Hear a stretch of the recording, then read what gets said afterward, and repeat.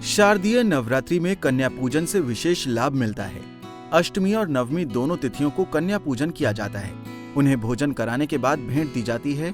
घर पर कन्याओं को आमंत्रित कर उन्हें भोजन कराने और भेंट देने से माँ दुर्गा का विशेष आशीर्वाद प्राप्त होता है।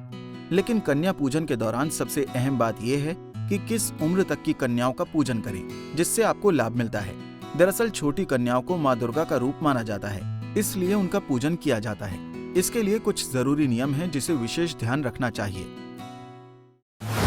कन्या पूजन के लिए रखें इन बातों का ध्यान। कन्या पूजन में कम से कम 9 कन्याएं हो तो अति उत्तम है। 2 वर्ष से लेकर 10 वर्ष तक उनकी उम्र हो तो अति उत्तम है। वहीं 14 साल तक की बच्चियों को भोजन कराया जा सकता है। पूर्व की ओर मुख करके कन्याओं को बिठाएं। दक्षिण की ओर किसी का भी मुंह नहीं होना चाहिए। घर पर कन्या पूजन के लिए लहसुन प्याज के बिना सात्विक भोजन बनाएं। आमतौर पर कन्याओं को पूरी हलवा, खीर और चने की सब्जी खिलाई जाती है। कन्याओं के आने के बाद उनके पैर धुलाएं, उन्हें आसन पर बिठाएं, टीका लगाएं, पैर छूकर उनका आशीर्वाद लें। भोजन के बाद कन्याओं को अपनी सामर्थ्य के अनुसार भेंट दें, फिर चाहे वो गेहूं, पैसे या कोई और ही सामान क्यों ना हो। कन्या भोजन में एक लड़के को जरूर बुलाएं। कहते हैं कि बालक भैरव बाबा का रूप होता है। भोजन ताजा हो, किसी भी प्रकार की बासी चीज का इसमें प्रयोग नहीं करना है। साथ ही कन्या को भेंट के दौरान किसी प्रकार की अशुद्ध चीज देने से बचें।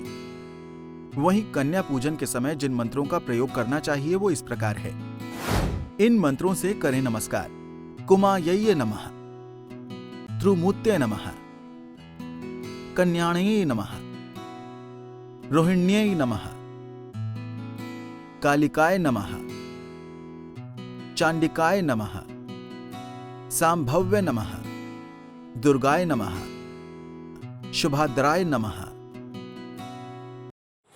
चूँकि एक नवरात्रा का यह एक अंग है और यह अनिवार्य भी है, चूँकि और माँ वैष्णवी का पूजा होनी भी अनिवार्य है।